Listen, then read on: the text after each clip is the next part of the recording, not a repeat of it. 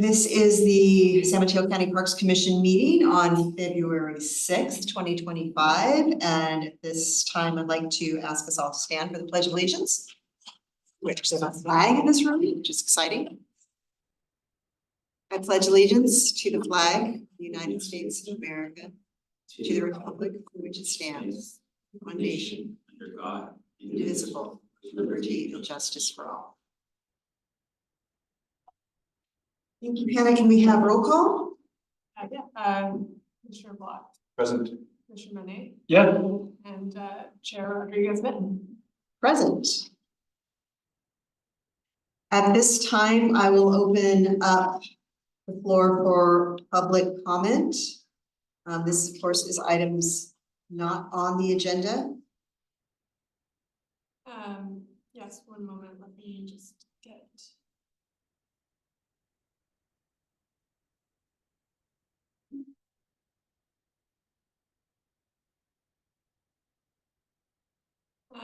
So this is for public comment for items not on the agenda.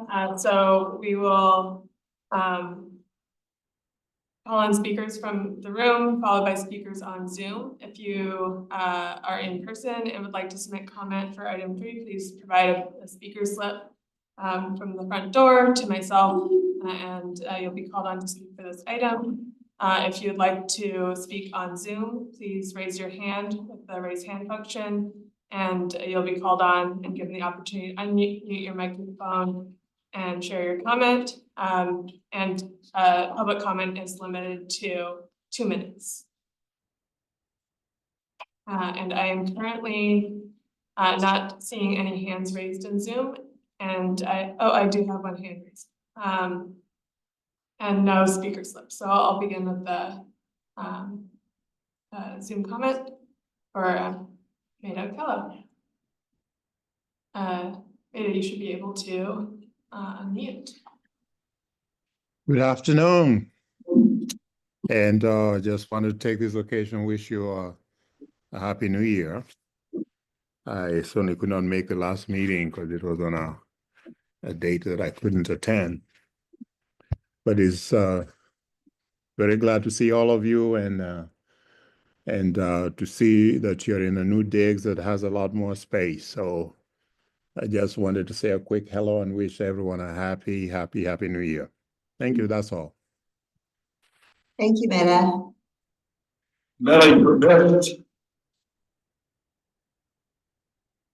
And that's all for public comment on Zoom for item 3. Okay, then moving on to item number 4, the action to set the agenda. Do I have any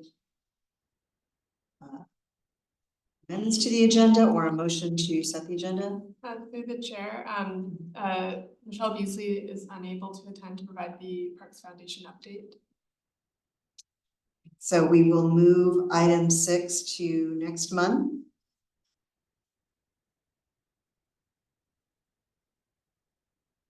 Any other amendments from the commissioners or staff? Okay. Then we have a motion to set the agenda. I'll make a motion to set the February 6th, 2025 meeting to the agenda. Right now, we have a second. Okay. Vote for it. All in favor? Aye. Aye. Motion passes. Thank you. Great. Now we move to the meat of the meeting.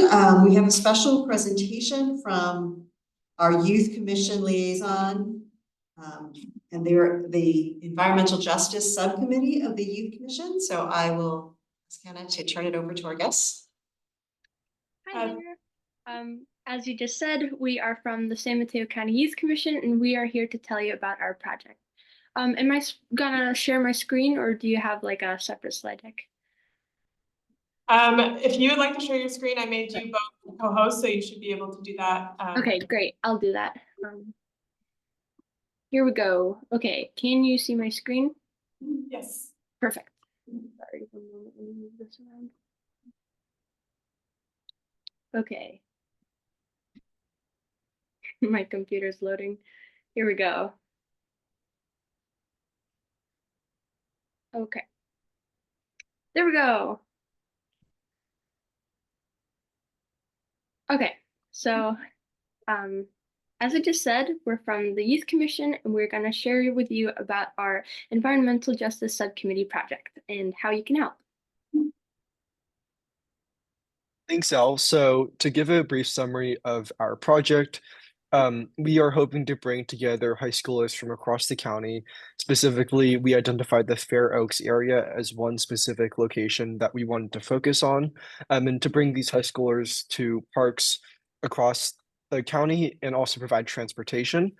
Specifically, we also want to ensure that once they arrive to these parks, we are supporting them with career with the opportunity to learn more about environmental careers and engage with those who have already followed that path, and also have an additional 30-minute Zoom webinar for those who might be interested in our project to learn more about other nature-themed careers.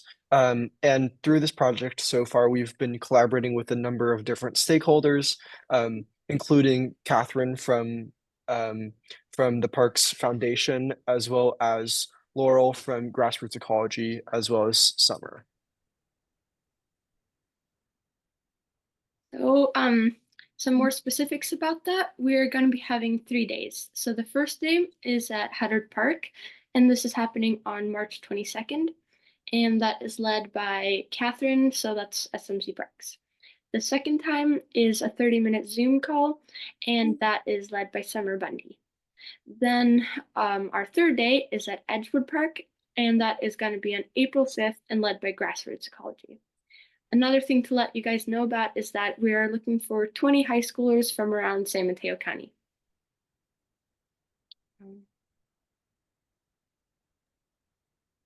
To go into more of the specifics about what we are hoping to do during the in-person schedule, from 9 to 11 on the first day, we are hoping to primarily focus on engaging with students and kind of sharing more about what it's like to be an interpretive ranger, and that will include a guided hike, a Q&A session, and other activities, which we'll continue to plan. Day 2 will be that Zoom. It will be 30 minutes, and we're hoping this will be a more accessible opportunity for students who didn't have the opportunity to come in person. And Summer will share specifically what it's like to be an environmental engineer. And then finally, on day 3, that will again be 2 hours starting at 9 a.m. And this will be led by Grassroots Ecology. This will focus more on the hands-on native plant restoration, and students will also learn more about some of the more practical park jobs, and that's what we'll be focusing on there.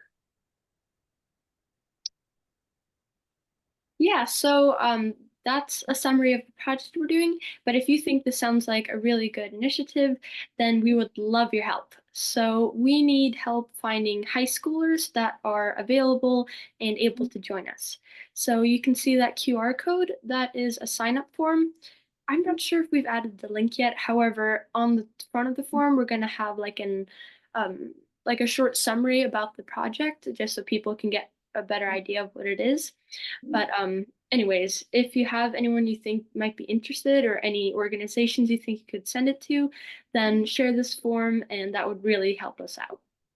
I'll leave this page up for a minute just so you guys can do that.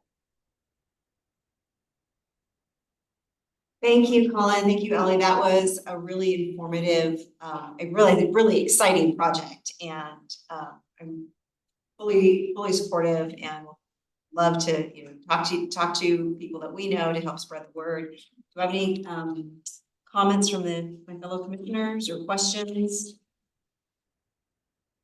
I have one. This Commissioner Monet from District 5. Thank you for stepping up, and even just to fathom putting this together. It probably took you all a lot of work and a lot of thought process, and knowing like who your audience is going to be. Also, you are going to want a lot of seeing that you put something like this of this magnitude together, you probably want it to have a great turnout. So we support here at the Parks Commission of San Mateo.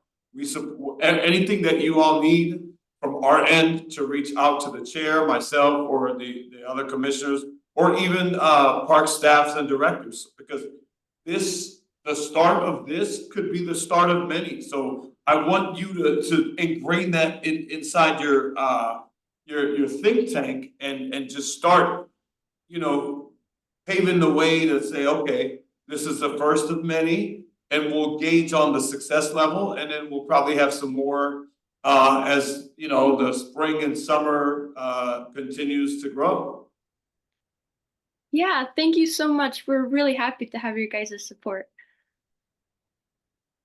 Happy to just make a few comments. Hi, Commissioner Block here. Also want to second a big thank you to you guys. We need as many high schoolers and youth moving forward with environmental interests for the future. So thank you for that. We want to support you in any way possible. And I hope you get a great turnout. And just thinking through ways that you can reach out to other high schoolers. You know, I'm sure that every high school has its own environmental club, you know, and its own, you know, kind of bioengineering groups and things like that. And I'm sure you have inroads into those high schools, but I know for my own daughter and son who are at Carlmont High School in Belmont, I'd be happy to spread the word and have them reach out to their individual groups and see if we can increase the numbers for your meetings. Yeah, that's wonderful. Thank you so much. We're definitely planning on reaching out to like as many schools or school clubs as possible. But yeah, anyone who can help us with that, that's really appreciated. So thank you. I have a couple of questions for you, which I'm really impressed by the level of detail that you put into the planning, and the program is very well rounded and yet very, very defined as well. So my questions are, you know, do you have sufficient support for the transportation there, or how you know, is there anything we might do to, or you might need to help facilitate that? And then, you know, is this something that you are you'll gauge the success of and maybe repeat in other locations and in other times? Yeah, so Colin might be able to answer a little better than me for this, but I think so regarding the transport, we in the sign up form, we currently have a question that's like, would you use the bus? If so, what location would you like to like have the pickup at?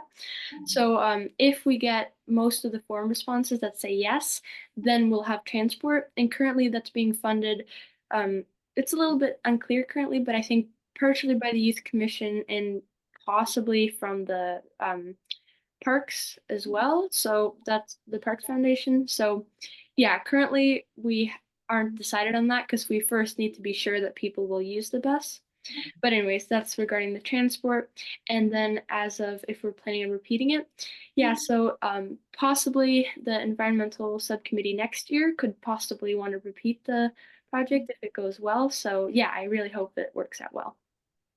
I'll just add, I think that in terms of transportation first, we are looking at specific locations where students can be dropped off and then they can probably take a bus to the respective parks. I think one of the reasons why we chose to focus on students from a specific location was because we wanted to ensure that we could find an optimal location for the bus pickup and drop off at the end. So I think that was kind of where we were coming from, but we greatly appreciate if any of you have any other suggestions on that front. And then to build off of what Elle mentioned about moving forward, I think one of the reasons why we were also really inclined to do that day 2 of like an online like webinar or meeting for youth is because we could also gauge how many youth are interested in this sort of project who may have not been able to come in person just because of either their capacity or our capacity. And I think depending on that turnout specifically, we would love to potentially continue this, as Elle mentioned, next year. Or even if we're able to get a group of youth who would love to organize it, this coming summer, even if it's not directly affiliated with the Youth Commission, because our term does end this spring. I think that would be really exciting. And I know that Elle and myself are both returning commissioners next year. So I think, assuming that we have a successful event, I think we would love to continue this project as well. Thank you. Any other questions or comments from general, open up to general public Yeah, or questions or comments? Now opening for public comment for item 5, the commission presentation. I have no speakers lists for this item, seeing no hands in Zoom. Thank you again, Colin and Elle. Great, thank you so much. And sorry to bombard you guys with more barcodes, QR codes, but anyways, if you guys want more from the Youth Commission, you can use those to gain more information. But anyways, thank you so much for having us. Excellent, thank you so much. Thank you.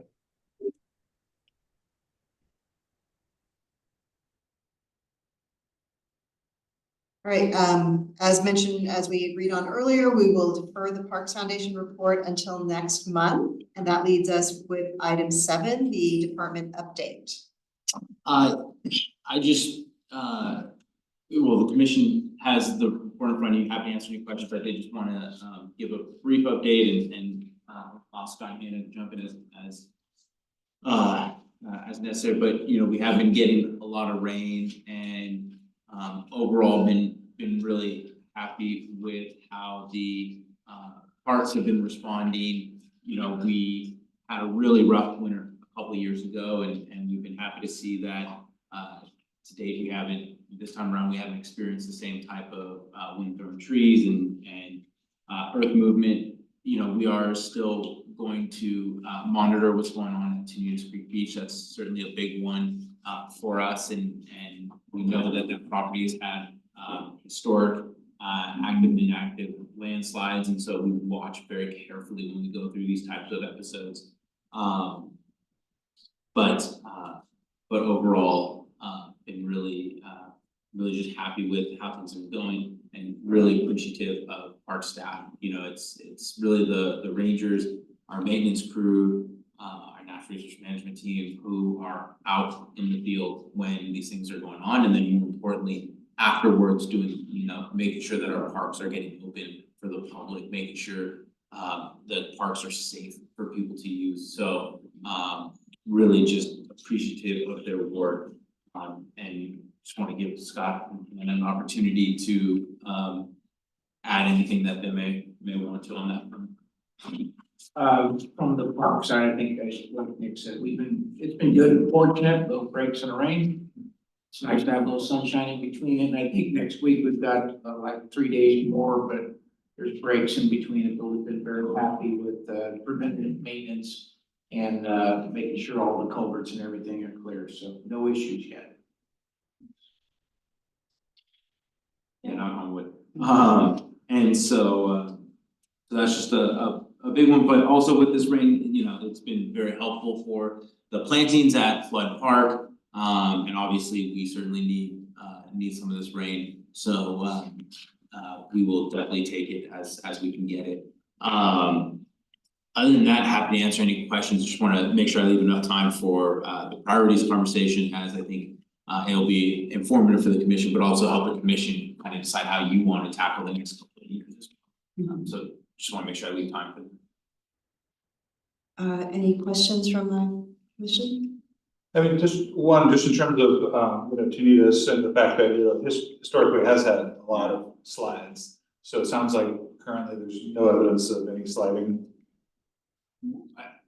We would have to wait to see. So there, so a number of the slides that are really within the core project area have been re-engineered to not move. It's not foolproof, right? But it's definitely engineered to the best of our ability, you know, of our best abilities to make sure it doesn't slide. But there are also a number of landslides outside of our core project area, but still on the property that can be moving. So that's what, you know, we're just most cognizant of. Yeah, sure, that makes perfect sense, but then I guess all the engineering solutions that you guys put into place, they're all running well and you're clear. I have not heard from our project manager that something bad has happened, and he definitely would have called me right away, so I'd like to believe that no news is good news in this regard. All right, sounds good. Yeah. Great. Any public comment on this item, department update? Now calling on public comment for item 7, the Parks Department update. Seeing no hands raised in Zoom. Okay, let's move on to item 8.1, the Parks Department presentation of the 2025 priorities. And just to refresh everyone's memory, we asked for this presentation so that in a future meeting, we as a commission can use this to guide our plan for the year in our recommendations to the board of supervisors. So. Perfect. And as the chair stated, right, this is really an opportunity for the department to share with you all how we are identifying our priorities for what we refer to as fiscal year 25-27, which is the next 2 fiscal years. We do our budgeting in 2-year blocks. And our hope is that by sharing with you our priorities and the things we're working on, that the commission will identify ways that you all want to, you know, help advance some of these initiatives, some of these priorities. One thing that I do want to share is, and certainly everyone here is aware of it, is that we are living in very uncertain times. And so there are a lot of questions around federal funding. There's a lot of questions as to how decisions made at the federal level impact the state level, which will trickle down to the county. And also here at the county, as priorities change, how does that impact us? We don't have these answers. So the presentation today assumes that we will continue to get the approximately $5.3 million that we have been getting in recent years in Measure K. For the commission, our general fund contribution, our net county cost, covers the salaries and benefits of our full-time employees, our extra help employees, and our seasonal employees. It covers our services and supplies, and it covers and it will cover for the first time our operation of the Memorial Park wastewater treatment plant. Historically, in recent years, I should say, that is something we've funded through Measure K. And so what we're doing is shifting expenses so that that is now covered under our net county cost and not Measure K. Everything else we do, hazard trees, broken water lines, replacing barbecues and table boards, patching roofs on restrooms and visitor centers, ensuring that our playgrounds meet the state safety compliance, operation of the water treatment plant at Memorial Park, paving, culvert replacement, all of our capital projects, everything else is either Measure K, grant funding, or trust. And so I think that really highlights, you know, when I put that list out there, I think you really get a strong sense of how important Measure K is for us as a department, and you'll certainly get that sense even more throughout this presentation. But if for whatever reason we don't get that $5.3 million, these priorities will certainly change based on what we do get. And so we would be coming back to you all and briefing you on that situation at that time. But as of today, the direction we've been given is to proceed as though we are to continue to get that. Hannah, next slide, please. Thank you. So the department, as a reminder, uses 3 strategic priorities to guide its decision making and its budgeting: visitor services, facilities and infrastructure, and natural resource management. Our visitor services are best thought of as our events that bring communities together and that bring people into the parks. So that could be our Coyote Point Summer Fest or our Dia de los Muertos event at Friendship Park. It's also going to be our Take a Hike programs, our in-classroom program for Title I schools, our junior naturalist camps or our summer programs with the Big Lift initiative. It's also going to be something that I'll talk about later, which are our camping trips with community-based organizations. And then lastly, visitor services are also, what are the uses that we allow in our parks? And that's something that I'll talk about a little bit later. And secondly, our facilities and infrastructure. These are the physical amenities in our parks that people are enjoying. How are we maintaining and modernizing our picnic sites, our reservation areas, our restrooms? What are the facility improvements that we're making down at Memorial Park?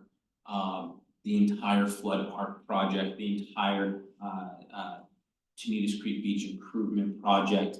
But it's also those things that you're not going to see, but that you're going to enjoy the benefit of. So we're talking about our water lines, our sewer lines, our water fountains, the plumbing in the buildings that maybe we don't think about but we never really think about those, but we definitely remember when you go into a park and the restroom's closed because it doesn't work, right? So that's really important to us as well. And then natural resource management includes our wildfire fuel management program and our effort to mitigate those risks. It includes our efforts to protect 124 rare, threatened, and endangered species throughout our system. If you're curious, that's 85 plant species and 39 wildlife species.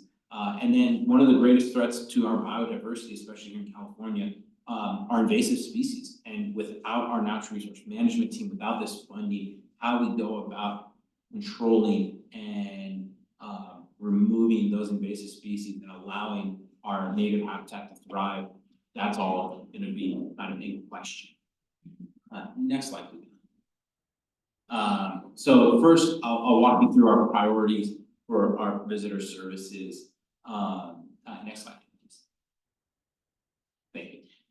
So our interpretive division is really our point on our equity initiative. So Catherine and her team have done a phenomenal job really fostering authentic relationships with community-based organizations throughout the county that have allowed us to identify the most desired services that we can provide and then how we deliver on those. And so through those partnerships, we've worked with Casa Circulo, Familia Unidas, the Boys and Girls Club of the Peninsula, Life Moves, Daly City Partnership, Puente, San Mateo Police Athletic League, Activities League, San Mateo Pride Center, and many more.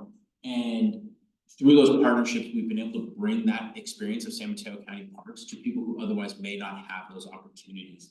And really a great example of that is our camping trip that we started 2 years ago. And using Measure K funds, we went out and we purchased tents and we purchased sleeping pads, we purchased chairs, cooking material, things that are oftentimes barriers for people to be able to actually go camping. And we will allow CBOs to borrow those at no cost. And then we will reserve the site at Memorial Park for them. And when we bring them down there, we'll lead nature hikes. We bring kids down to the creek.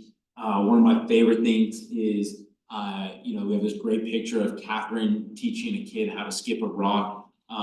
And we also make sure that we provide s'mores material because it's not camping if you don't have s'mores. I think we can all agree on that. And so these types of activities are really important for us and they're really important for the public. And in order to support these, we are proposing that we set aside $200,000 in each of the next 2 years to accommodate Catherine and her team and the programs that they want to be providing. Next slide. Thank you.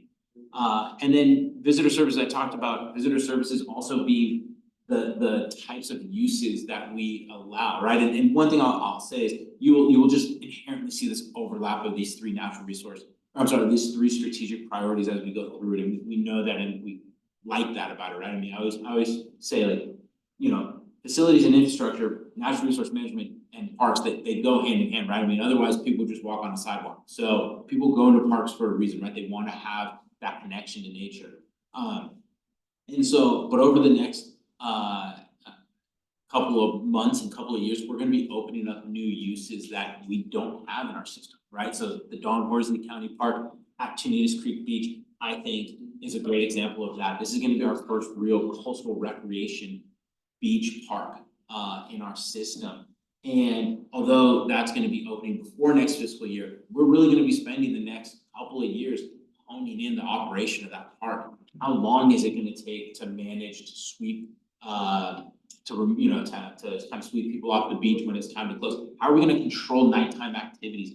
That's gonna take us time, right? And we can, we were talking with Matt Del Carlo today, who's the supervising ranger for the coast side. And, he was talking about how in some regards, it's another park. And so there's certain things that we know how we're gonna do it and what we need to do. But also some of the things we're just not gonna know till we open it. And so, but for us, being able to provide this new experience, as you all saw when we were out there, we're very excited about this, and we think the public's gonna love the opportunity here. And so we have over the previous years allocated resources to Matt and his team to hire more rangers, hire more park aides, purchase the equipment necessary, and really over the next couple of years, we'll have to be flexible in how we allocate resources to make sure they have what they need.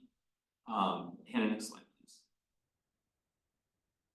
And then we talked already about last meeting about the opening of Flood Park. And so in December, we were able to open up new amenities that we don't have anywhere else in our system, including the full court basketball, including the multi-use sports field, the pickleball courts.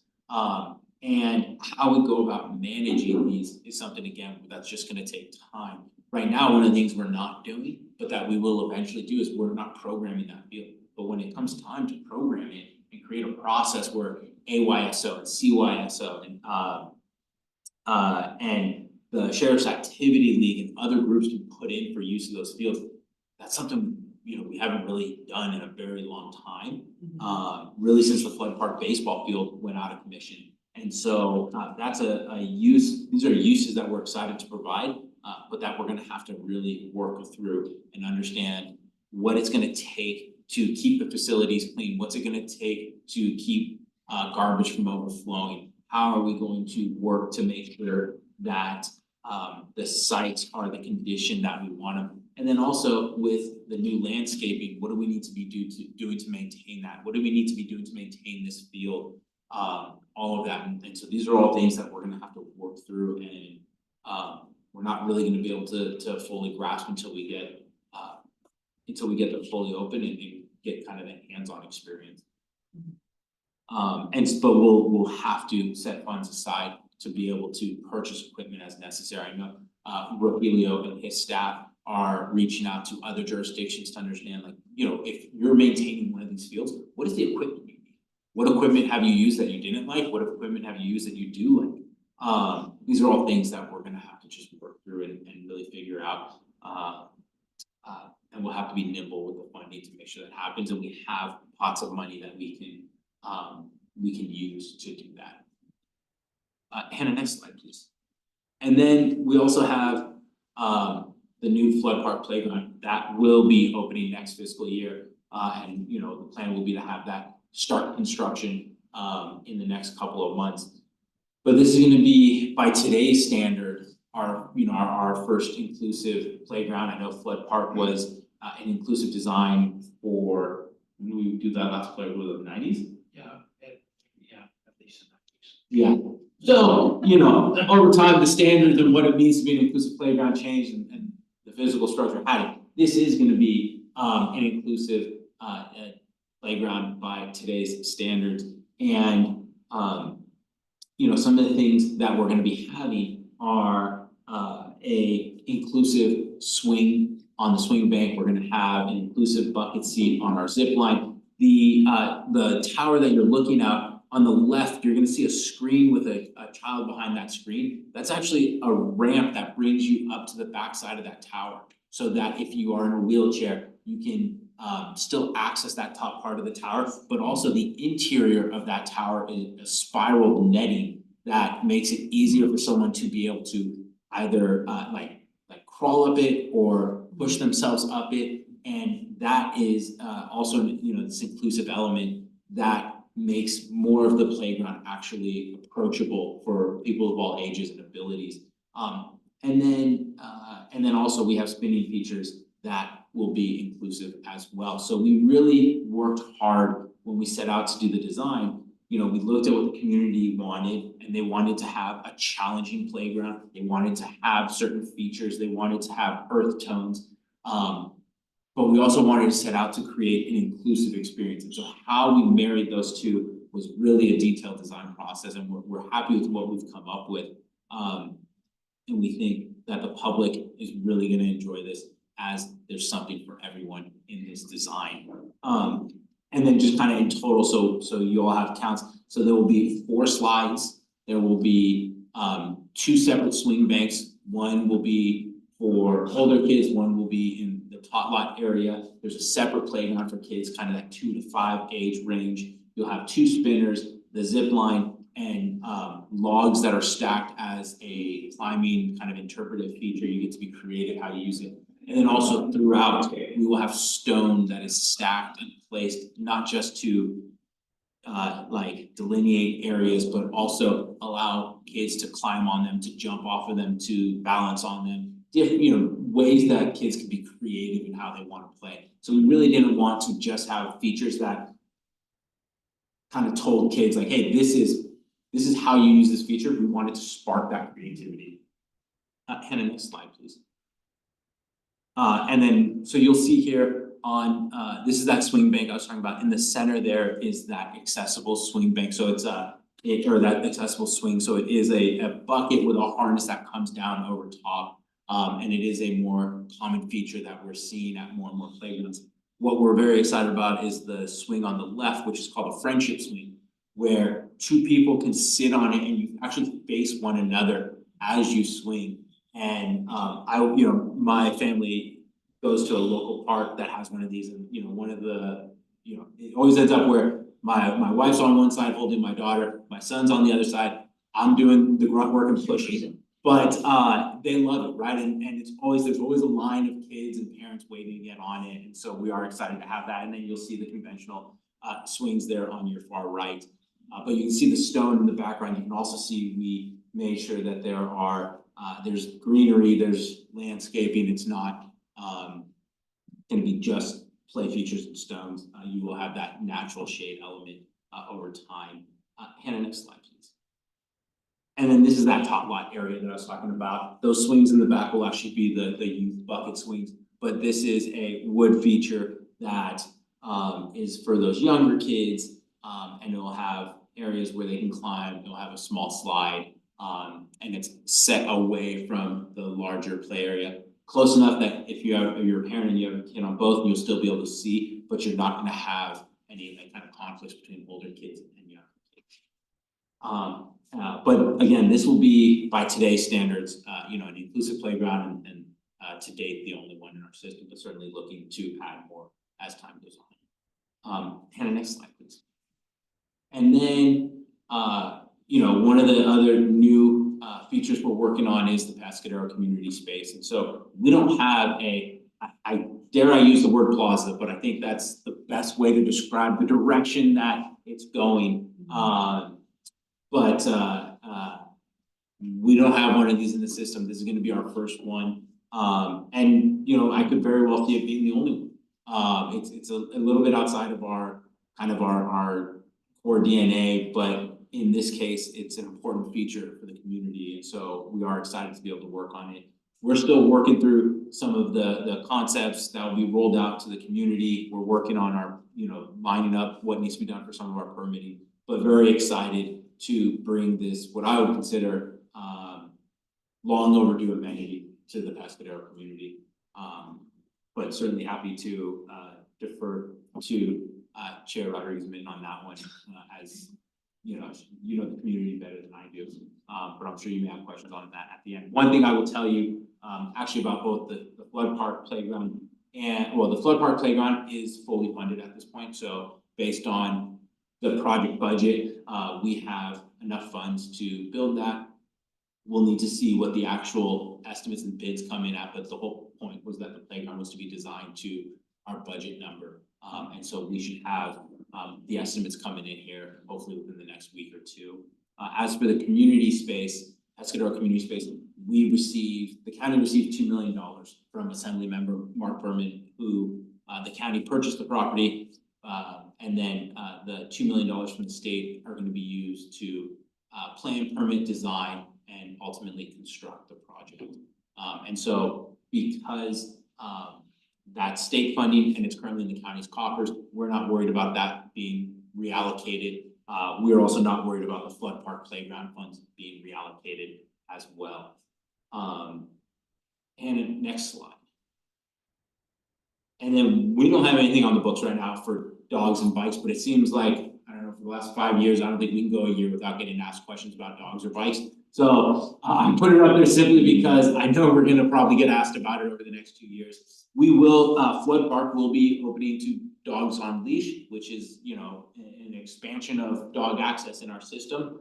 But beyond that, you know, we don't have clear schedule for anything regarding dogs or bikes at this time. And next slide, please. For facilities and infrastructure, something that we'll be doing this year is having our facility improvement program. And so what we've done is we've asked staff to scope out specific projects throughout the system, and using Measure K funds, we will be allocating resources to each individual district to upgrade visitor serving sites. So we put a heavy focus on sites that are serving the public, recognizing that the picnic sites, the reservation areas, the campgrounds, they all serve a very important purpose in our system. And we're noticing a greater demand for those facilities. And as within the county, more high density housing gets built, I think sites like this become more and more in demand. And so we have 8 projects that were submitted. We're able to fund all 8 of them. And so there's a project at Memorial Park, Word 2 campsite. We have a project at the Werder Picnic Area in Hunter Park. We have South Walnut and Trout Farm at San Pedro Valley, and then a couple projects at Sarah Park in San Bruno. And then we're also working on that revitalized Coyote Point effort. So we do have funds set aside for Coyote Point as well. We don't know what that project is yet, but we're still working through the specifics of that. And again, these sites really are core to who we are, core to our DNA. So we'll be setting aside in Measure K $400,000 in each of the next 2 years, so $800,000 overall. And then we'll also be able to tap into this funding for, you know, some of those unexpected things. So if tables unexpectedly need to be replaced, barbecues need to unexpectedly be replaced, things like that, we have funding set aside for that.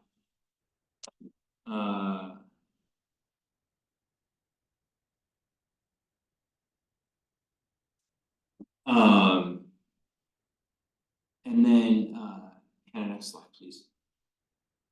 And then this is one of those facility improvement projects at University Park, the Bayview Shelter. And so this is one of the larger projects that we're going to be taking on, and you'll see a volleyball court there. We'll be replacing that with a new amenity, and we'll be sprucing up this entire area, adding some new amenities. One of the things we're talking about is a possible like concrete built-in cornhole board, so things like that will just kind of modernize the site and provide modern amenities for that. But this is one of the more popular sites in that park, and so really bringing that up to meeting today's standards is something that we're excited about. And next project, or next slide. You've heard us talk about in the past about the San Bruno Mountain Project. And so this is a project that Supervisor Canepa had secured $1 million for. We have secured funding for the rest. So we have about $1 million of our own money that we'll be putting into this, and $1 million of Measure K. And with this project, we're going to pretty much replace all the picnic sites. We're going to be replacing the restroom with a new single stall gender neutral design. So we'll have 4 restroom stalls in an outdoor open air interpretive pavilion.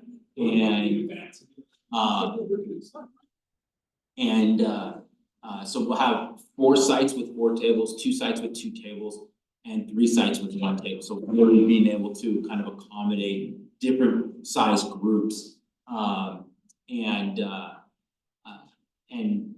we're excited to be having this open air interpretive pavilion. We're certainly excited to be replacing that restroom. I always joke, based on what I've been told, that restroom was put in the same summer I was born, so it's definitely ready for a refresh. And so this is kind of going to be a new opportunity for residents of the North County to really be able to enjoy San Bruno Mountain in a way that they haven't been able to. Right now, the sites are smaller, the way they're structured don't accommodate larger groups. So really just opening up some new opportunities. Again, half of that funding is going to be coming from non-departmental, and so we're not concerned about that funding being reallocated. And then half of that will come from Department Measure K. And I think given that we have contractors on board, given that we're about to really break ground on this project, I'm not worried about those funds being reallocated. And then one of the cool things we are doing is working with a nonprofit though called Compass Point Mentorship. And it's a nonprofit that works with youth, high school youth, to paint murals on public restrooms. And so right now, the first two projects they'll be doing is one at Coyote Point and then the one here at San Bruno Mountain, but we look forward to having them do even more. And the Parks Foundation will be paying for these expenses, so not worried about that being reallocated as well. But really think that it's just going to elevate the overall structure and experience people have when they go to Coyote Point. I do think when you show up somewhere and you see like a really pretty mural on a building or a wall, it elevates, it pops, and you can't help but stop and take a look. And given the natural resources and the butterflies of San Bruno Mountain, the beautiful view of the bay, I'm excited to see what they're going to come up with.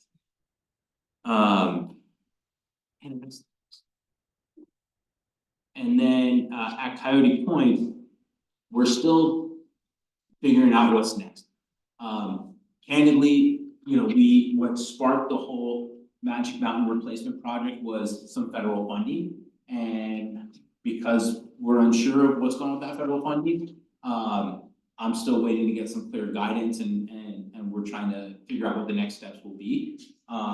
But we have set aside, right now we have 1.8 million in Measure K set aside from this fiscal year.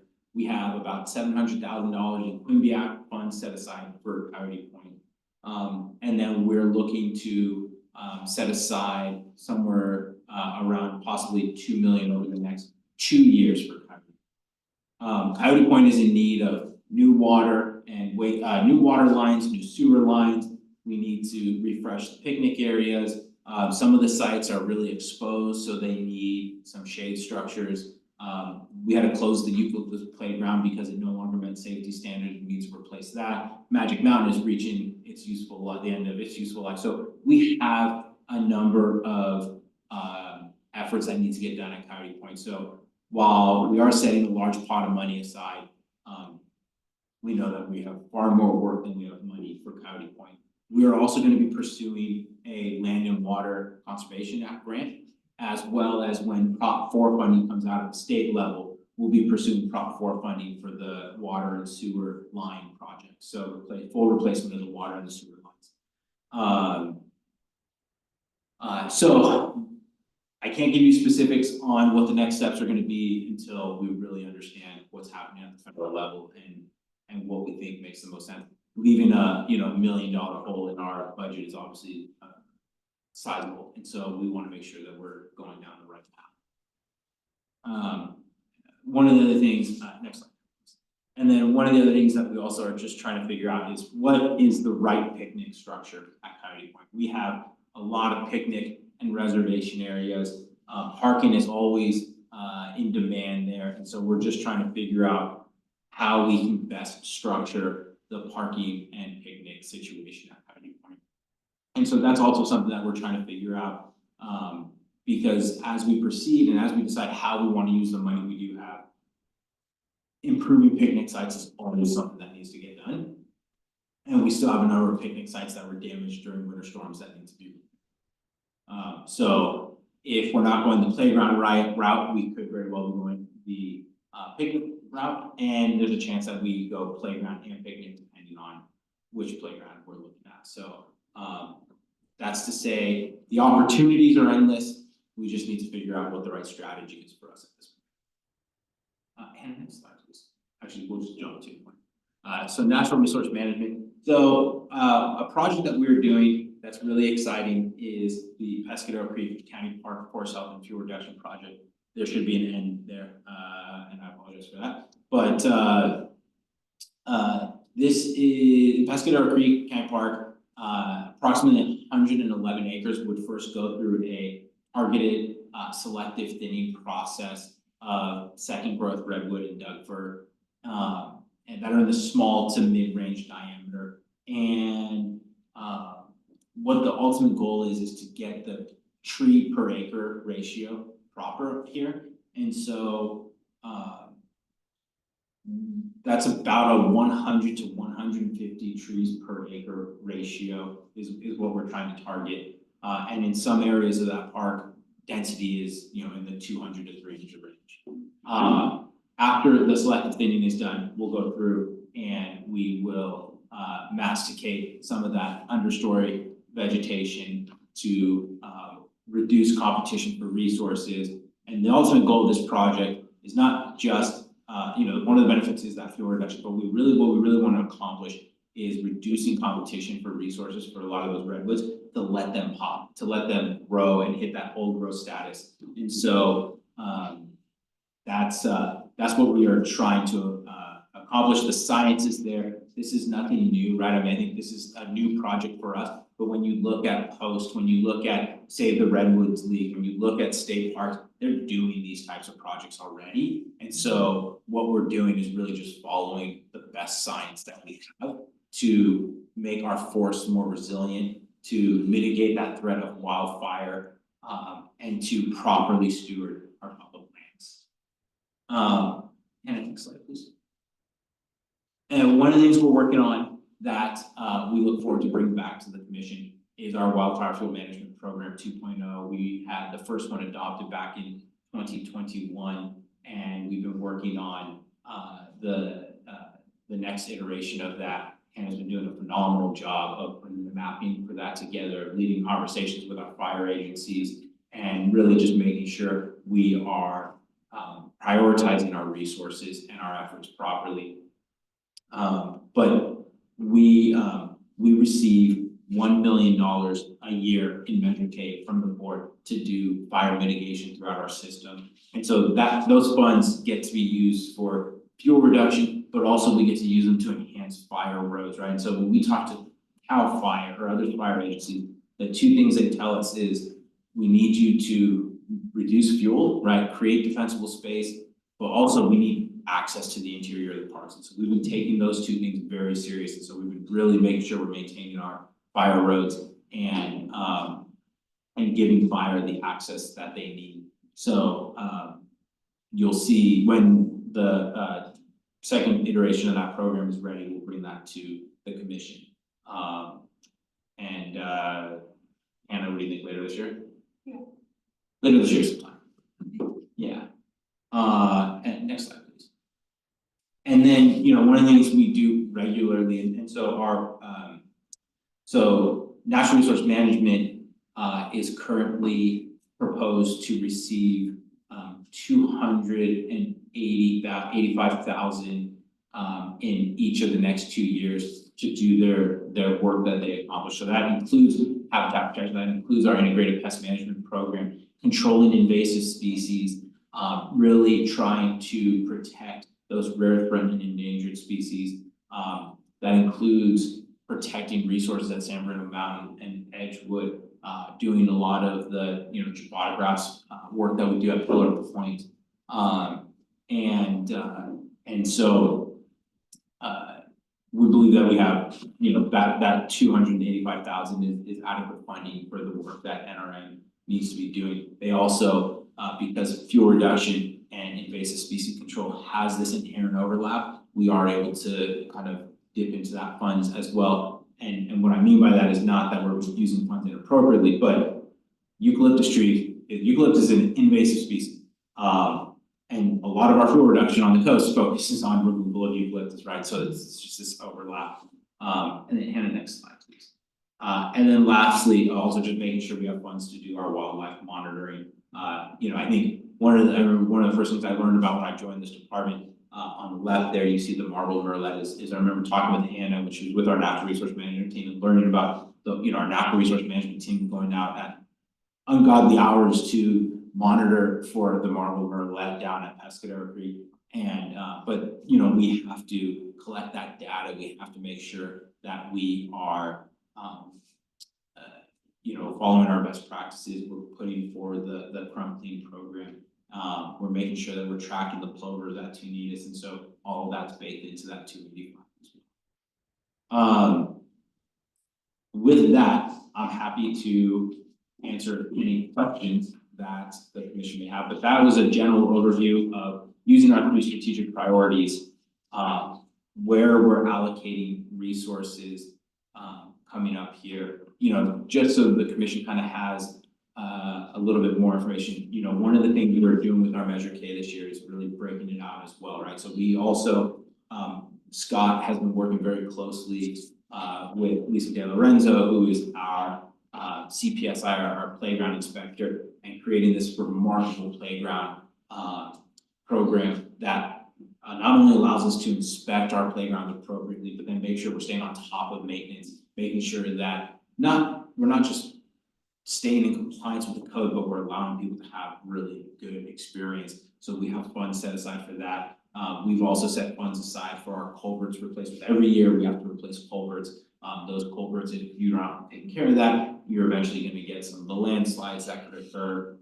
We can have over-sedimentation of waterways. So we have funds set aside for that. And then we also have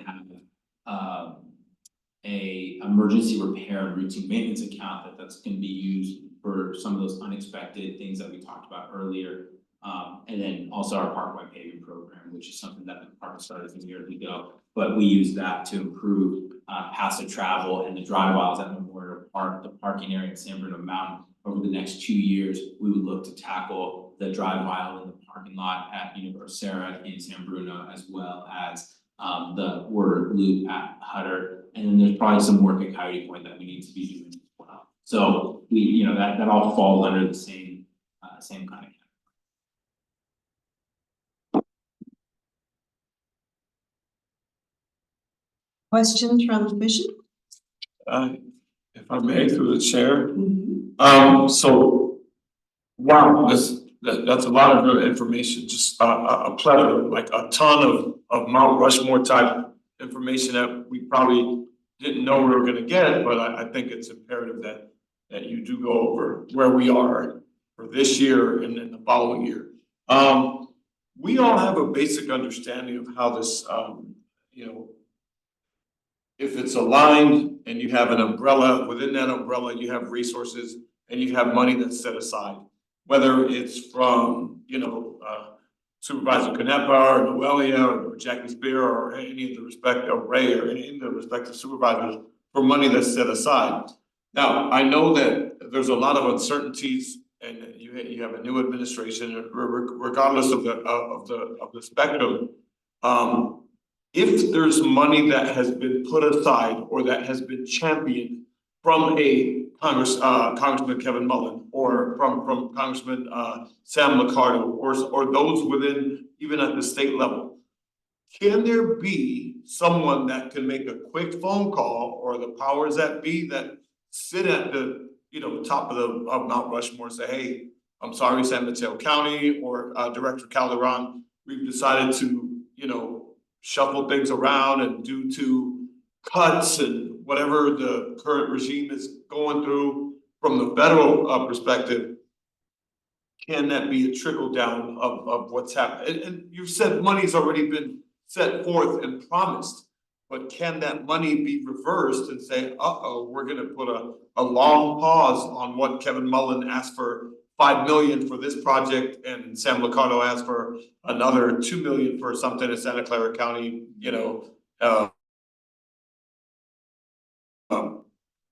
is a proximity to a project over there. can you foresee someone from, that's gonna get tapped on the shoulder and said, because as you said, clearly, things can change between today, February 6th, and maybe the next few months in terms of setting aside, or we're gonna hold and have a hard pause on project X due to ... Yeah, through the chair. So I think that's probably one of the biggest questions kind of everyone in the country has right now is like, what is the presidential authority to pause funding that's been previously approved by Congress, right? I mean, I think there are people far smarter than me that are working on that. When they figure it out, I'll definitely, hopefully know, and I can let you all know. I don't have a good answer for that. I don't think anyone really has a good answer. I think it's gonna have to work its way through the courts. With that said, I think the bigger concern is there are funds that I think could be frozen through executive order or through a new action of Congress that are more consequential to the county. The county of San Mateo gets somewhere in the realm of $800 to $900 million a year from the feds for health services, for housing, for things like that. If that gets frozen, that's a bigger problem than our $1 million from Magic Mountain, and it's still gonna come around and kind of bite us, right? So the board is having a study session on February 25th to discuss things like Measure K and to discuss what the impacts of actions at the federal level will have on us as a county. And we're really gonna have to wait to see what comes out of that conversation.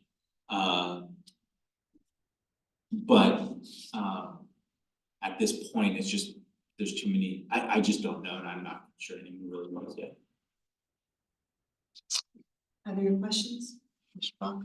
Yeah, so I had kind of combined question comments, if that's okay, or we're doing questions? No, go ahead. All right, thank you. I just took notes as we went through, and that's great, great summary. Thank you for putting that all together. It's ambitious and it's awesome. There's a lot of great stuff going on. So just a couple of thoughts. So when it comes to, let's see, I think we had first started just with kind of like the Pescadero community space. I had some thoughts on that, just a little bit, just in terms of ideas, in terms of ways we can, just bring people together. We've seen how when we design parks well, people gravitate to those parks, and so they get a little hub of community, which I know is what the desire is right there. Pescadero, and I'm thinking about this for that space, but for any other space, there's one group that we don't think about all that often, so I thought I'd just throw it out there, which is groups of musicians.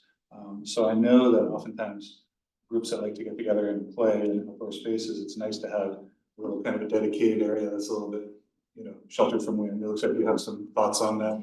Hey, it's been a very fun topic with regards to that project. I certainly would love to allow the chair to address that if you'd like. But what are kind of curious now, what are the issues there? You want me to? Yes, go ahead.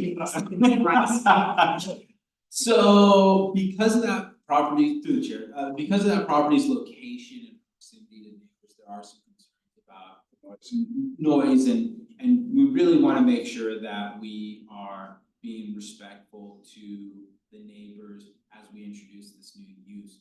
At places like Flood Park, for example, it's not that we didn't care, we certainly did care, but every neighbor I spoke to bought that house well after that park was built. There's always been a park there. There used to be minor league baseball games there. There's a playground there. Yes. This is an undeveloped lot, and we're now introducing this new use. We have to be, what I would say, is hypersensitive to the impact that this has on neighbors. And they've made it very clear they are not stoked about any type of music. I don't know if I can characterize that. I would say yes, yeah, I mean, we're still negotiating whether it's just amplified music or any kind of music, because obviously there is gonna be some noise factor, but to your point of activating the space, that has been, this has been a community-driven project from the beginning. Yes. And so we have already laid the foundation of activating the space by offering like free picnics, like free meals and bringing people together. And intend to continue doing that, so that it does become like a natural thing that if you wanted to get together and jam with my friends, I would do that, and really, it's going to be a community, the way anything. Yeah. Just like, is it not bothering me? Then I don't have to worry about it. Yeah. Right, yeah, but clearly, the hot button issue, and I don't know the location or how close it is to homes, but of course, you don't wanna add something that's gonna become a nuisance, and then you'll have an ongoing tension, that's, unwanted on all sides. So anyhow, that makes perfect sense. Certainly, I would suggest, amplify. And I would say, Chickens aren't terribly loud. Right. As well, the Parks Department and the designers have been very responsive to, and looking at the acoustics of the space as well, like which way, that would travel. Yeah. And looking at designs that could help with that. So like I said, this is a new use, but it's being very carefully designed to meet everybody's goals. Sounds Mhm. good. Cellos are okay with it by means. No. I think it depends on who you ask. Yeah. Just sit around, but no, that's really interesting. Good to know about that. Let's see, I think, other questions over here regarding the, kind of the information on the camping trips, things that, those sort of programs that you provide. I mean, I think those are spectacular programs because, and I remember we've talked about this before, you've been able to bring kids out camping into nature, for whom they may never have another opportunity to have that experience. And so I think that's wonderful, and I think that should be just supported at every level. And I'm just kind of curious, do you find that there's more interested kids than you have spaces for at this point, or? Great, through the chair, great question. So in year one, we did one camping trip. Year two, we did 2 camping trips. This upcoming camping season, we're trying to do 6. So we're really, I think it's hard to, you have to find the right organization that's gonna wanna and is able to take kids overnight. Yeah, sure. But I think, for example, last year we tried to do 5, and I think like 1 or 2 fell through or something. So it was something like that. So maybe last year we did 3, and I think 2 fell through. So we're just ramping up that program. Yeah. But I really want to give all the credit to Catherine and Lauren and Tracy and Shelby's at the foundation who assists with this. This was a big bold idea, and they knocked it out of the park, and I love telling this story because I'm sure all of us have very fond memories growing up in camping with my family and my friends, and it's just such a cool thing to be able to do and to bring that to people who otherwise wouldn't have that opportunity is special. So I give them all the praise in the world because without them, there's no way this would happen. Yeah, it's wonderful. I mean, I think it would be wonderful to have them join us at a meeting at some point, this year, just to hear, their perspective and their updates, just as a note for groups to bring in. I'm sure we can rope Catherine into that. Really wonderful. I had a thought on field programming. You had mentioned field programming, and because that's something that the county hasn't been doing much of as of late. I'm sure you've been in touch with Bridget and others about all their approaches towards that, managing them. Because as soon as the field opens up for programming, the competition among different sports groups gets really high. Oh yeah. And so navigating that can be exciting. Yeah. Let's see. I did have a thought on the fields out there, not to take too much time.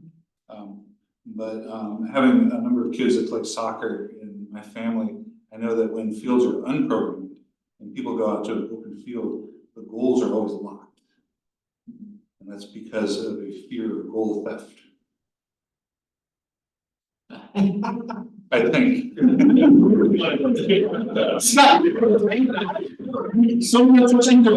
Yeah. Well, but that's my question, because who still, I don't know. I don't know, but listen, if you find someone who can pull the, I don't know, put a challenge out there and. It'd be pretty tough to get. Yeah. So one of the things that I've learned by talking with other jurisdictions is actually the leagues that are programmed for the field actually buy those goals. The 2 goals out of Flood Park we purchased, and so we have full unilateral control over those and we leave them out the way they are. So they'll just be left out. Now, there's at a certain point, it'll get more complicated when we start using it for leagues, because right now it's set up on a smaller field. When you have to start putting the big goals up, then you have to start relocating things.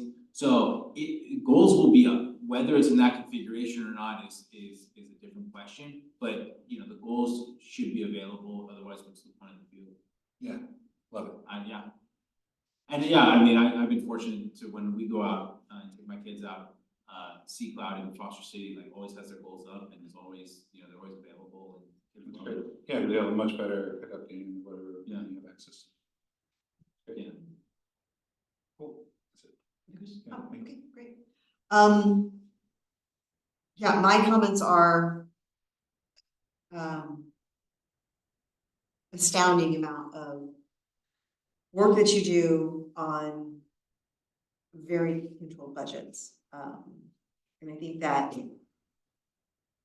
as you've already acknowledged, if we have to reevaluate priorities based on how things unfold in the next couple of months, you know, kind of cross that bridge when we come to it. One thing that I'm not trying to put the cart before the horse, but I am concerned about is that you did such an amazing job prioritizing accessibility across the properties and creating this connection with community, especially communities who don't traditionally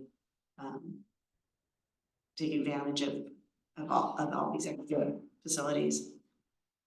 And I'm concerned, you know, I wouldn't want to see us go down the path where we feel like raising fees is the only way to address a budget shortfall.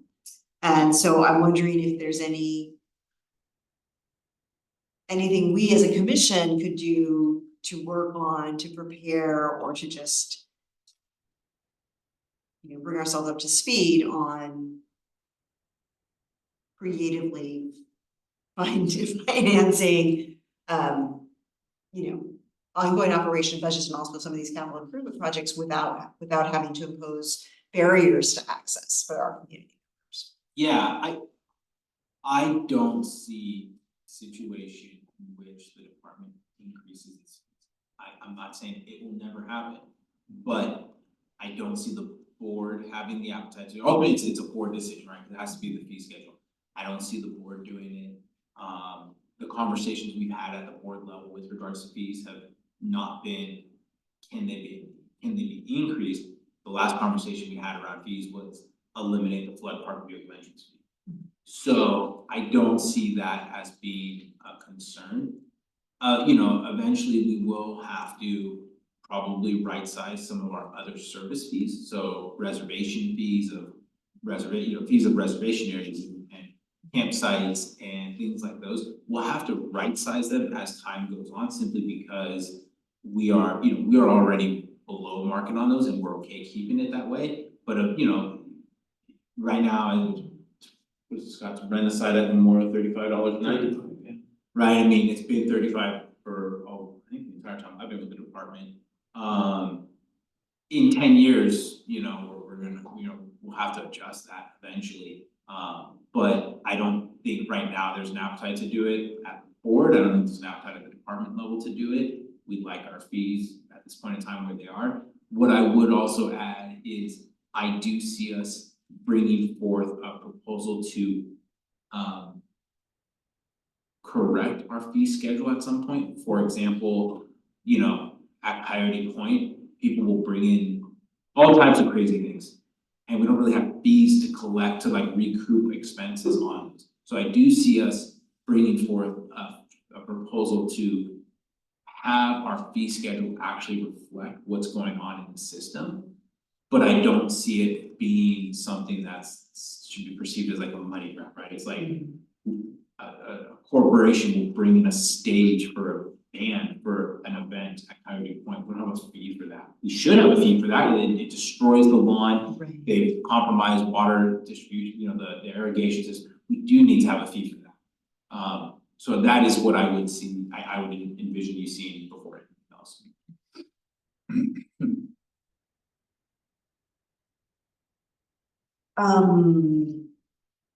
Any other comments or before we open up to the general public?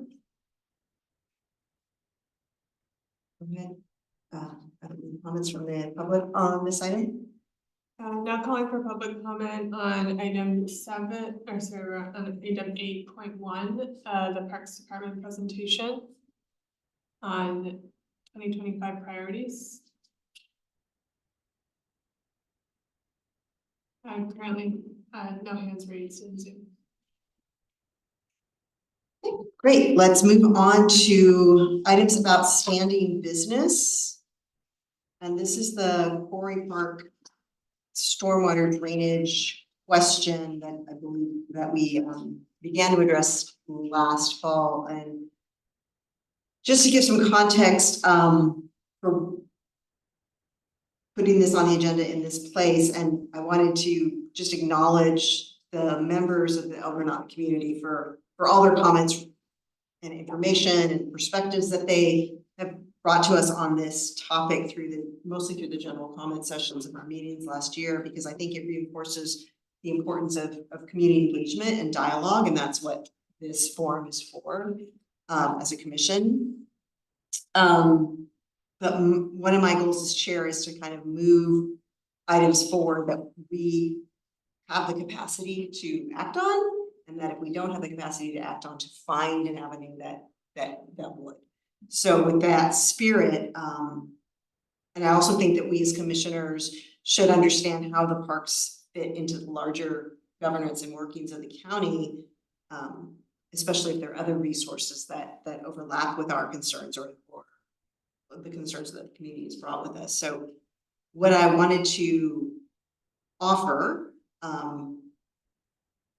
for our commission's awareness and also for any members of the general public is that there are probably, I think, a couple of channels that are better suited and resourced to hear the comments about the El Granada drainage infrastructure. One of them is a countywide project that's known as the One Watershed Framework, which is an effort to coordinate improvements across the county around stormwater infrastructure. They're doing an initial pilot in San Bruno, but this is, again, if it's important to see that there's a holistic look at stormwater infrastructure and what approaches could be used in a situation like that. And so that's best kind of directed through the agency that is holding that program, which is the Water Pollution Prevention Program, known as Flows to Bay. And then the second avenue that I think is more relevant, especially right now, and for empowering community members, I know is the resources of One Shoreline, which is the County Flood and Sea Level Rise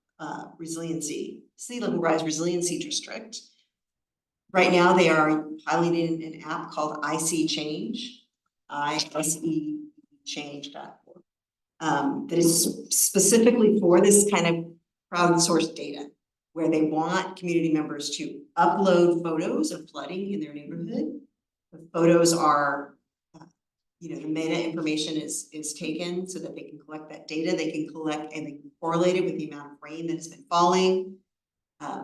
And over time, kind of build up this picture of exactly what the problems are. And I think that is an avenue that everybody in San Mateo County, but particularly those of us who are continually impacted maybe with surface water drainage problems, should use. That can be really effective. And your personal information is hidden. So you can upload pictures and comments, and you can even go back. I know that some of the comments that were presented to us where they had years of pictures of what's going on in the El Granada area. They could upload all of that and let One Shoreline kind of have a really long-term view of what exactly is going on. So as our role on the Parks Commission, so I would recommend that we kind of defer this issue to those larger countywide efforts and refer people to those other departments who can better actually take action on this. We as a commission should continue to support our park staffs and the policies that they already have to be good stewards of our public lands, and to use the sound conservation management and nature-based practices that are already in place where possible.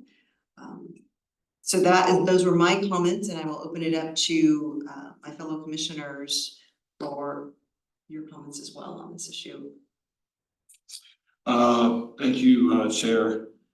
I think it goes without a definite input that these members of the community from the coast, like Mr. Silvera and Fran, and those that continuously on a monthly basis contribute their thoughts and their ideas and their suggestions and their possible recommendations. So I would like to, I don't know if they're listening or anyone in Zoom landia here is tuned in, but we always appreciate, and we're not overwhelmed or anything like that. It's just a lot of information to put together that, they may be, up to speed with more than us, more than me, because I'm not on the coast, but we definitely appreciate their input each and every meeting that they at least participate in. So if you're out there listening, Mr. Silvera and Fran and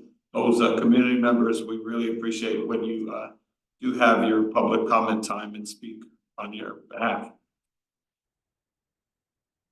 Yeah, and I'll chime in just second that. I think that it's important that we're always viewed as kind of a conduit for the community. So please keep comments coming to us. But I think for your point as the chair, it's a really important one. I think we have to be really mindful of the fact that if something keeps coming back to us, and we listen and we want to do what we can, but we're not able to do anything about it. It's probably more important that we find a good home for that issue. So I'm really impressed that you found all these groups. This is what I do when I'm not working. That's my job. So yeah.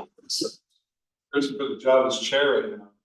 But I think it's wonderful that you found those avenues, and that those sound like very reputable groups that could then take that information and maybe help move things forward towards a resolution or some better understanding that we're not able to provide here. So I think it's really smart.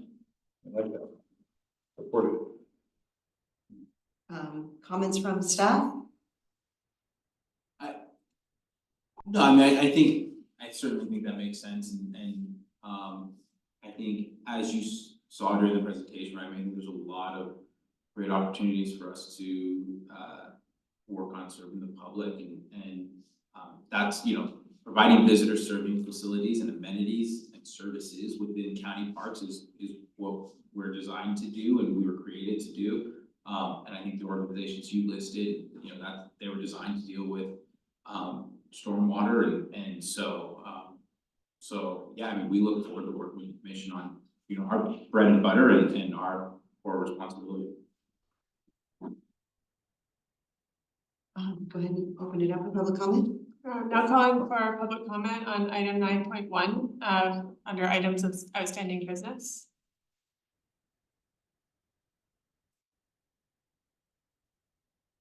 Thank you, Burnett. We have one hand raised.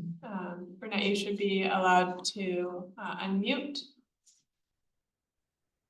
Okay, Burnett Silvera, neighbors to Corey Park in El Granada. I appreciate the comments that have been made by the chair, but the concern and the reason that we address this to the Parks Commission is that the flooding that we are receiving is originating from a county park. It's not some other area. It's from the actual park that comes down the streets and floods us out. In the same way, in the last meeting that the chair and Commissioner Block raised the safety issue about exiting Tanitas Creek, we're in a similar situation here. It's a safety issue in which the residents around the park are subjected to dangerous flooding repeatedly, different years, but year after year, not knowing when it is. And we're left with sandbagging each year to try to address and protect our families and properties. Yet we are subjected to sidewalks and handicapped areas becoming unusable, intersections becoming treacherous, and so on. If it was an issue not necessarily originating from a county park, we would not be addressing this to you. So I do feel that there's things that can be done within the park to address the problem. One of the things that was raised up before is managing the dam water levels. Right now, the dam isn't overflowing and we're not seeing a lot of runoff from the park. Once that dam starts to run over through its spillways, that's when the runoff and the flooding gets bad. So there are things within the park that could be done, not necessarily outside the park, which you're talking about. There's agencies that would believe more outside the park issues than inside the park issues, like putting the runoff underground, like the DPW did for about 1/3 of the runoff that was coming from the park, but never addressed the other 2/3. So anyway, in closing here, we're running out of time. If you really feel you can address the dangers running from the storm runoff, we request that you, as an advisory board to the Board of Supervisors, it would be a great help if the commission would reinforce to the Board of Supervisors in writing the need to resolve the stormwater problem from Quarry Park. Thank you. Thank you. Any other comments? No other hands raised, Susan.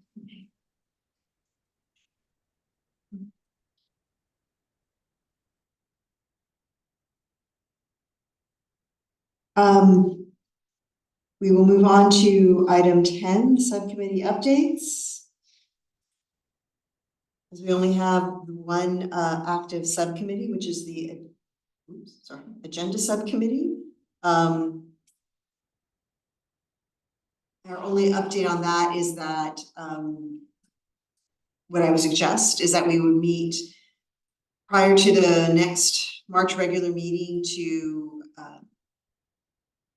block out, based on the priorities that we heard, the presentations that we heard today, the agenda subcommittee will formulate kind of a draft work plan for upcoming meetings for the remainder of the year for the council or the commission, and then bring that back to the full commission in March to talk about how we want to move forward with that. So, agreeable comments? It's agreeable. And just the focus group that we're assigned to, I think it would be essential to try to just, jot that down and then put it all together, and what does it translate to, and what type of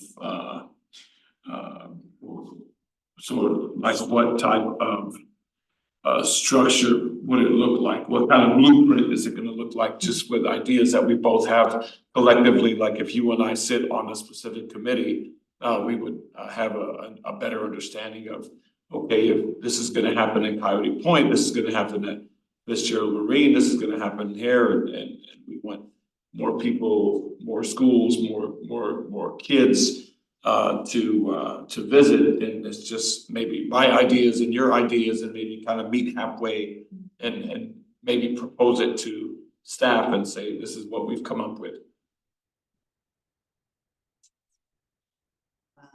You got any comments on Opening, committee report?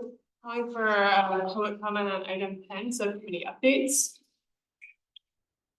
And seeing no hands raised in Zoom for public comments.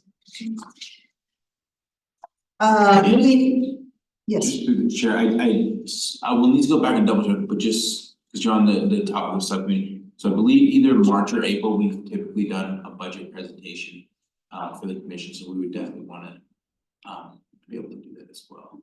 If it is April, we will have to revise the schedule because we're supposed to be in a park. However, if you do April, then that would give the commission an opportunity in May to that would give the commission an opportunity in May to do a letter if the commission so chooses, and then the board would adopt the budget in June. Okay, thank you for that information. So maybe plot it, think about it, and then instead of March, I think it would be, thank you for giving us that time, because that maybe gives us a little bit of a training ourselves to sort of dive in to ideas and brainstorm and then present it and have a better preparation for the month of April, instead of just trying to throw like 35 ingredients into just one pot and it doesn't taste good. So let's just, think about it and think about what we're gonna, you and I or whoever's part of this agenda, subcommittees, come up with a plan, and then April will be a presentation, and it gives us a little bit more time to think about it and put it together, instead of doing a rush job. So to clarify, Nicholas, our letter to the Board of Supervisors regarding the budget needs to be to the Board of Supervisors before their May meeting? So no, so they'll adopt the budget in June. Historically, the way it's worked is they'll adopt the budget in June. Mm-hmm. And so what we started doing last year or 2 years ago is bringing the budget to the commission essentially like 2 months in advance, bringing you what we have at that point, so that you can then spend the next month, the next meeting on a letter for the budget if you so choose, right? Right. So if we were to come in May, you wouldn't have an opportunity necessarily. So we just try and give the commission as much opportunity as we can. We will check with the county executive's office to see what their current kind of schedule and deadlines are, and we can let you know if maybe there's some flexibility in there, and maybe a letter at the June meeting, because it is June 5th, maybe that is gonna be early enough that you could adopt a letter in June, in which case we wouldn't have to give you the budget presentation until. But we'll have to just talk to the county executive office. It just triggered in my mind when you're talking it, so I just wanted to flag it for you since all of you are here. Okay. Through the chair, I just wanted to, since we are, and I'm not sure I was gonna say this for good of the order or for the commission's report, but I was looking at some dates and looking at the times that the Board of Supervisors hold their meetings, 9 a.m. twice a month. And I kind of wanted to sort of brainstorm on, hi, I'm your new neighbor and I rebuild like stock cars. This is what we do and this is what we're about and this is who we are. When is that actually, because I'm interested in starting to baby step and crawl to the booster seat without falling down and say, hey, Board of Supervisors, this is our commission, this is who we are. It's myself, the commissioner from District 5, and I'm here with the chair of the Parks Commission, and whoever wants to join. This is what we have been learning, and this is what we're presenting today, and we just want to let you know that we exist. We're not invisible here. Just kind of like we want to tell you, this is what we do, and this is what we love learning, and this is what we're presenting to you today. So at what point do you think that meeting should happen? Late spring, early summer, because March would be cutting it too close. So you're referring to appearance and Making an appearance Board of Supervisors. to be at the, and because my supervisor, who is, I'm the appointee of his district, is now the chair of the Board of Supervisors, maybe I could try to, without violating anything, say, hey, Board President Canepa, is there any way that you could pencil us in for a future meeting so that the Parks Commission can present? So yeah, through the chair, I think, I'm not sure if I'm grasping fully, but I think my answer should address that either way. So if what you're looking to do is just say, go in front of the board, introduce yourself, say, hello, we're commissioners from the San Mateo County Parks Commission. we just wanted to introduce ourselves, let you know we've been working hard on these things, and we would like to provide a formal presentation to you in the future. If that's what you're looking to do, you can do that at any meeting during public comment.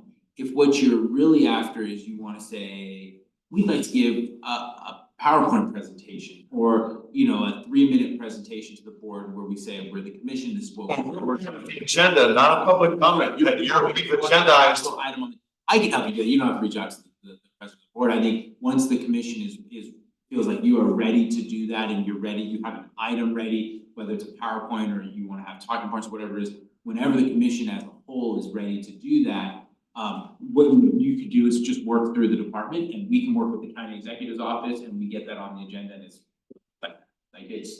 that's not the problem. I think the biggest thing is making sure the commission is really ready to bring forward something to the board that gives them, that allows them to have a full understanding of what you've been working on, what you want to champion and the value. Yeah, we want it to be pristine, we don't want it just to be like elementary and just kind of look up there and like we're on the spotlight, like we're lost here and the camera's on us. So we kind of laid this out in our first meeting of the year.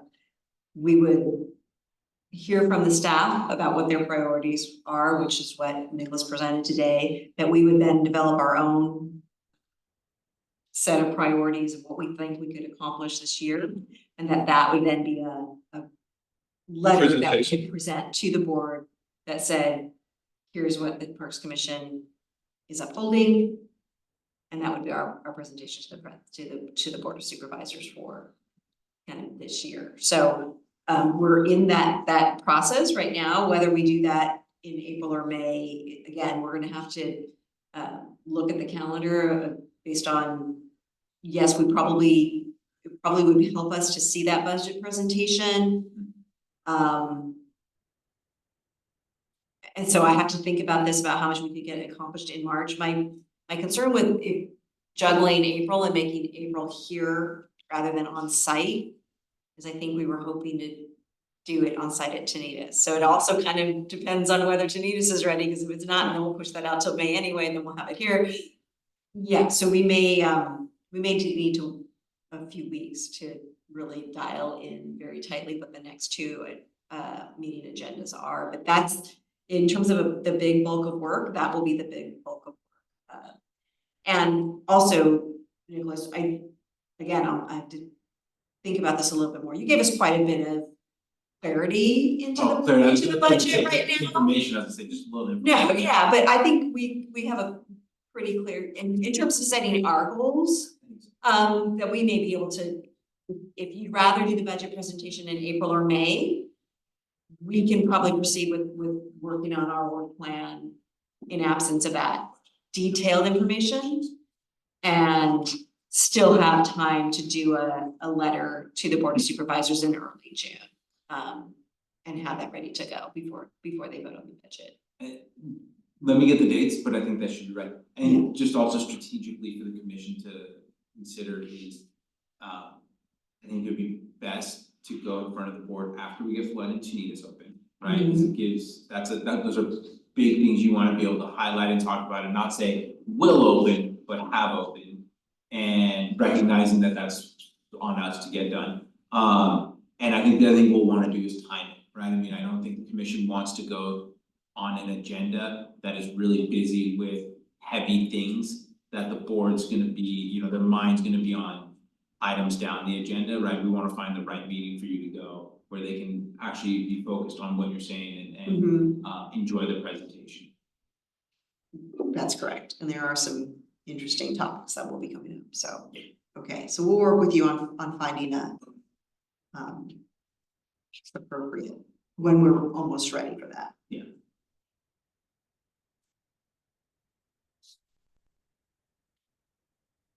Okay, further clarification on kind of our work plans, whether we're in the subcommittee and commission business realm. Do I need to reopen public comment? Okay. So proceeding with item 11, items for a future agenda. Again, the items that are pertinent, I think, or high priority that fit in with what we just talked about what we need to get done in the next couple of months. It's once we have that work plan, subcommittee structure and assignments, which is 11.6, will probably fall out of that once we have that clarity.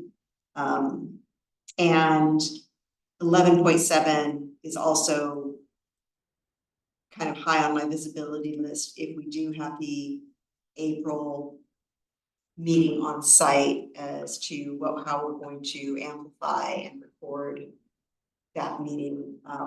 So again, as we get the timeline nailed down a little bit closer, we can have that conversation about how we'll address that need. Is that any agreement on that logic? Yeah. Okay. Makes perfect sense, yes. I like it. Are there any other items for a future agenda that you have that come up today that we would like to add to this list for consideration in that? You know, from my standpoint, it's okay, and I think this does come out of our subcommittee assignments, but I've had, thought a lot about, the partnerships and connections, subcommittee, which I think is a really important one for us to kind of revisit on a regular basis to see where there's other opportunities to bring groups in. And, one thought that I had, if I may just share this, just for kind of thinking about the future, is it'd be really nice if we do have this kind of subcommittee working together with the department, formulating a nice list of all of our partnerships. And then trying to kind of be strategic with every meeting. If there's an opportunity to have, say, 1 or 2 groups come by and give us an update or a presentation, or something like that. So we just have a little more real-time updates from all these different groups and just kind of create more of that sense of, let's hear it. And have a little crosstalk at the meetings, which is really, I think, kind of motivating and informative. So that's one, angle that I'm thinking for future. And you had also mentioned wanting to hear more about the camping trip program. Exactly. So that might be Exactly, and that could be an example of a partnership. Partnership. Yeah. And then not to take it too far down, but we could have groups of partners of a similar interest come together at a meeting. Sharing of ideas. Like it. I like how it sounds. One more, and I know, in all due respect, you are the chair, and I'm excited, as you are yearning to bring a lot of great ideas, and it already sounds like you're, you got the roadmap, and you just kind of got the X-ray vision to look at, what am I to do? What can I do better? How can I bring our communities within the parks and their respective relatives who are within the community to do more with the spring, with the summer coming up in later months. I think one thing that is, I won't say it's near and dear, but they were a very pivotal part of the unfortunate tragedy from this state, and they, alongside other departments, and they've been friends to this commission, and we've had them as guest speakers. If somehow we can get CAL FIRE to speak on their experiences of what they endured in the fires, and then also the camping trips in this, if they do have some kind of tie-in correlation of fire safety and what families are to be looking forward to and what they have to be cautious about. If there's a tie-in with CAL FIRE to this, to sort of like do a double here, talk about their experience of, since they are friends of us, and we did host them during the Zoom days. We had the fire chief of CAL FIRE speak a few occasions, one from Santa Cruz and the other one locally from here, to speak on what their hand in is in the local and state and national parks. So maybe reaching out to someone from CAL FIRE and come into a meeting and talking to us and giving a talking point of what was the Los Angeles fires like, that they did a helping hand, and then what might be some safety tips for families, especially with all these newer parks opening up. What can CAL FIRE give tips to the attendees that want to have camp outs and picnics and things like that in all these 100 and newer parks? Maybe bring someone from CAL FIRE, a representative, to talk about some of these issues. So maybe within the fuel reduction and forest health program. Right. type. Yeah, 11.4, if they can, I know time is very critical of the essence, but if someone from CAL FIRE could talk about those and sort of correlate that into 11.4. You think, Director Calderon, someone, since we do have a good rapport with CAL FIRE just since infancy, I mean, is it something that we could have someone from CAL FIRE come and speak on that behalf, or be a guest speaker at one of our meetings, maybe between now and July or August? I think we could rope Jonathan or Rich into coming. I think we could certainly pull that off. We'll see when we can accommodate them. Okay. Any comments, other comments from staff or public? Through the chair, just one item to flag regarding the meeting calendar. We in March should discuss at least setting a meeting location for April, if it will be in park, or change the calendar to shift the meeting schedules accordingly if we're doing an in-person meeting here at County Hall for a budget presentation. Okay.